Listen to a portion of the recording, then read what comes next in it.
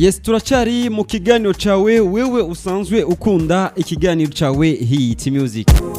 Yes, nari nabikubwiye yuko neza na neza nitwaronka time uko tumuzana Mr. Rary Joe, umusaza aherutse gushira ku mugaragaro indirimbo yiwe yise Love. Imyaka 3 irashize. Yes, atakigaragara mu muziki banshi. Mr. Desire urabizi ko yiyambajije ati uno musaza Rary Joe muri kino gihe yoba aherereye ni kubera iki atariko aragaragara na cane mu gusora music. Ndo hivyo sasa Mr. Rary Joe rero ku murongo wa telefone w'ikiganiro cacu Hit Music Today kama kawaida kama dawa. Yes man nigga, bro umeze neza? Yo ndashima kabisa, meze neza. Nawe umeze neza? Fresh kabisa, makuru y'imisi.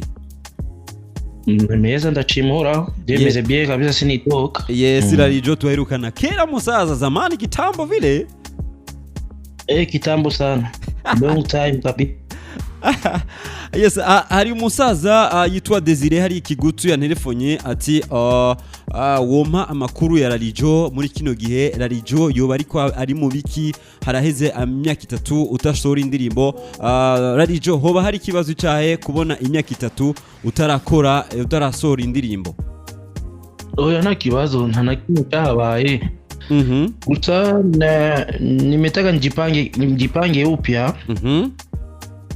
Kuko urazi ko jewe nari naciye management nikazitoka fanya vitu zangu peke yangu, lakini ndabibonamwe akantu kagahazi kandi hariyo na nka amantuze nyanje bahakinze account ni nka Facebook, Instagram, haba ibintu by'ibibazo abantu bafata bagira ama Facebook bakandika izina ryanje kujya nyene na postinga ipicha nivyo na caption nagize nabo bakagira kwa kundi nyene bakigira kwa ari jewe bagasaba abana amafaranga bari za homani abakobwa ugasanga bariko babajya amahera byata vyonzi nza kubimenya mu nyuma kandi babikora abantu benshi sana. Pole sana hakinga na yanje umva bicambono menga ibintu ifoko maza kurekira kwanza nigende strategy yo gukora ko na Fibi na Instagram nacenda biheberamo. Sasa leo kuna umuntu arahura no challenge muri music mugaba abantu ntibabimenya kagenda umuntu sinkunda kuvuga kenshi urabona ibintu byagenda bikora ndi calme nk'ivyo onye n'ubwambe ndarabivuze ndabishiza agaragara kabo music ikora kuyihemukira ko ntirigerera impemukira nayo. Gusa vuba ko ndite none musa mfise programme ya studio gukosora indirimbo muri zimwe ngomba nsora kuri project arifise gukora ariko byahindutse bivanye ni ibintu by'amatara mbando canjayo ejo mugito urumva yuko ndi mu nzira ntaco nsinsuva ngo unahagaritse no hagarika muziki gute kandi atacira mpemukira ikata. Uracari ku kivi utuvuze gute ko Kevin navuye mu mwanya ubunyene? Yes, challenge kidogo. Rary Joe wewe ni mmoja kati ya waimbaji wa kitambo sana. Vipi ukiangalia kwa sasa mziki wa Buja Flava, mziki wa Burundi, unaweza kuwa ulipiga hatua au bado ule wa zamani? Maana ni kitambo sana wewe uko ndani ya game. Mimi nikisema nilinganishe nyakati za kitambo na saizi kuna utofauti upo koze kitambo ile wakati kitambo sisi tulikuwa hapa kwa machano ya YouTube tulikuwa tunafanya music, yani mtu alikuwa anachukua music kwa flash anapeleka huko redioni na inapigwa huko, ama music unakutana imepandishwa mikoani nchi nzima hapa pengine imefikia hizi ma WhatsApp hazikuepo, vitu vingi havikuepo. Sasa hizi zipo unaelewa, na lakini ukilinganisha vibe ya nani ya wakati yule na hivi wakati yule kulikuwa vibe kada kitu kimoja kinatofautishwa, wasanii walikuwa na umoja kabisa, walikuwa wanapendana lakini sasa hizi sio hivyo. Huyo tofauti upo kabisa, ukichunguza utaukuta. Kingine kitu kusema ati music imesonga mbele haiwezi acha music haiwezi baki pale pale. Kunapaswa kuwa hatua hata kama bavuga mkirundi iminga na chali ndende. Hatujafika bado koze tungali bado chini tu. Ndio tungali chini, hata kama kuna hatua fulani, kuna nyona toka wanapana ndege wanaenda kuperform mainchi za nje, mainchi jirani hivyo, ila bado tunapasha fanya nguvu, cause hawezi chukua music hapa uilinganisha na ya Uganda ama na ya Tanzania. Haiwezekani. Malipo hayako mamoja. Sio mamoja. Ukiangalia kiwango wao wanakipata na jinsi music yao inavuka mamitoni na jinsi hapa tupo sio mamoja. Ndio maana nakwambia hivi, mingi la chari ndende. Piskuwa atasema ati tumefika bala hujafika. Yeah. Okay. Unahisi kama ni hatua ipo, music ni hapa kwetu tu. Yeah. Ndio hivyo. Na unahisi panatakiwa pafanyike nini ili tufike vizuri? Ndugu yangu, ni kazi ndefu. Ni kazi ndefu. Siwezi ongopia kuongea hiyo kitu. Unaona, kuna kitu mimi waga na ongea tukiwa na wengine. Buriya bami bavuga ngo droit d'auteur ni kenewe mugabo inyuma avant yuko droit d'auteur ibaho hari ibintu bikwiye kwanza kubaho imbere yuko ibaho bitunganwa kwanza.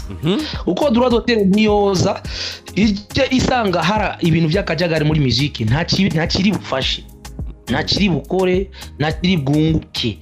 Nigo ari cyo kintu menga benshi baviza ko ati droit d'auteur. Ndakubaza ikibazo, Tanzania hariho droit d'auteur? Iriho? Je nibaza ko iriho. Niriho. No mu Burundi rahari muri 2012. Iriho gute? Ububare bwirwa buvuza muzike y'abaririmvyi burabariha. None ayo madindira gato ayo mabisi, ayo mataxi, ayo ma studio agurisha muziki arariha. None Rarijo amaradio rindira gato, amaradio hari droit d'auteur. Bararaba ati iyi ndirimbo mu mezi 3 mu mezi 2 y'umuririmbyi kuri radio yavugijwe kangahe, biri yafisha hajya radio ikamuriha ahubwo. Hari ibihugu za Cameroon biriyo. None mu Burundi birahari nta biriyo. Ndiko nshaka kukwereka Nigeria hariyo droit d'auteur. Music ya Nigeria niteye imbere, nta droit d'auteur niyo bekada. Ni n'abaririmvyi bonyene biyorganije baja hamwe. None nta amical de musiciens mufise. Meme na Tanzania nuko bagiye hamwe bakora ikintu kimwe kandi gishikirwa na leta. Ararijo, none mu Burundi ni mufise amical de musiciens? Utuvuze gute? Ni mufise mu Burundi amical de musiciens? Bro, jakunjara kure. Amical yahari kandi ndindira gatonye twavuse tuyisangaho. Sivyo none? Mugabo none miziki iracari kwa kundi. None ntidufise Obedea. Akarorero gakeya. Kuva tugitangura za miziki tutaratangura. Eske hafi mu gihugu kibanyi cy'u Rwanda barasumba miziki mu Burundi? Sibo baraba ahubwo bakurikira miziki yo Burundi. Niyo yari wabo yari yuzuye mu Rwanda. Kuri kakagezi ndavyibuka. Eske ubunye niko bimeze? Barateye imbere kudusumba. Ndagutuze hafi. Tuje muri Tanzania. Abaririmbyi baho kugira batangure guhitinga. Batanguye kuririmbira he? Benshi singa mu Burundi. Ba Diamond. Uva ngaha basubira iwabo baca batera imbere. Reka nidutakaza abantu bari kora kumviriza Rarijo. Mu ncamake niki rero wibaza ku bwawe cokogwa kugira dutere imbere? Nico nari nabajije.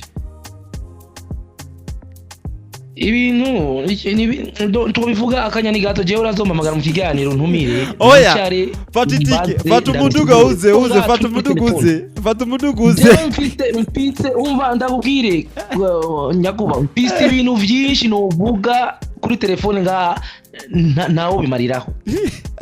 Umuco no uguha ico kiganiro ushaka kukigira umpamagare je ndabikubwire ndakwereke amaponi wini raba bibaye gutya byokunda. Reka tugitegure inshallah. Ndakubaza ikibazo ngaha nubwo abantu bari bakora muziki nuko dukunda igihugu kandi dukunda muziki gusa. Ndabikubari. Ndabikubwiye vraiment. Sawa, reka twizere yuko inshallah Imana idufashije tuzotegura umunsi duhure neza mu kiganiro kugira tuvugane byinshi. nta kibazo ikindi nacyo ku bafana bariko barambaza vuba ndabaha back to back kuko ni ibintu nari nateguye ndiko ndategura ndabaha back to back gushika muri December ndoba ndiko ndabaha music kandi bazoyishikako bazoyironka. Yes, dusanzwe tukumenyereye nka Radio mu ndirimbo zo gufeeling urukundo nibaze yuko cette fois-ci ntuzoduhindurira biravanze.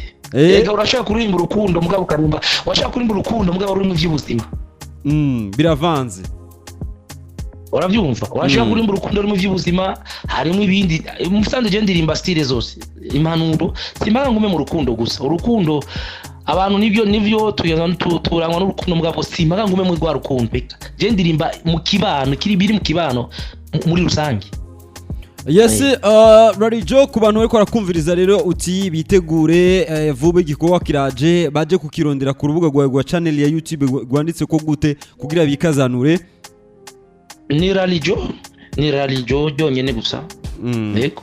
Yes, reka ndagushimire musaza nimba hari akajambo wonyuza ko guhereza urashaka ukavuga akajambo bakwana ndabashimiye kuba mwacoye kunyumvira ndashimiye bashoye kwakura babaza makuru yanje nukuri ibyo bintu bitera intege umuririmbyi bimwereka yuko hariho abakimfise ku mutima maze imyaka 3 nasohora mugabo urumva yuko bariko barambaza ati radio yagiye nabonye najyari wanditse ku mbuga kuri Facebook umujournaliste umensha makuru nkaho avuga ati no muri mvitbo bazanira benshi bavuze ngo radio ari umva barakeneye yuko subira kubaha twa tuntu tubashika ku mutima niko babivuga. Hama kandi ikindi novuga nuko abaririmbyi twokundana twagiranira ubumwe kuko budahari naho turiko tuva tuja nico cyonyene mvuze nta kindi. Yes, asante sana msaza, nikushukuru sana Mr. Radio. Sawa. Poa sana kabisa. Asante sana baba.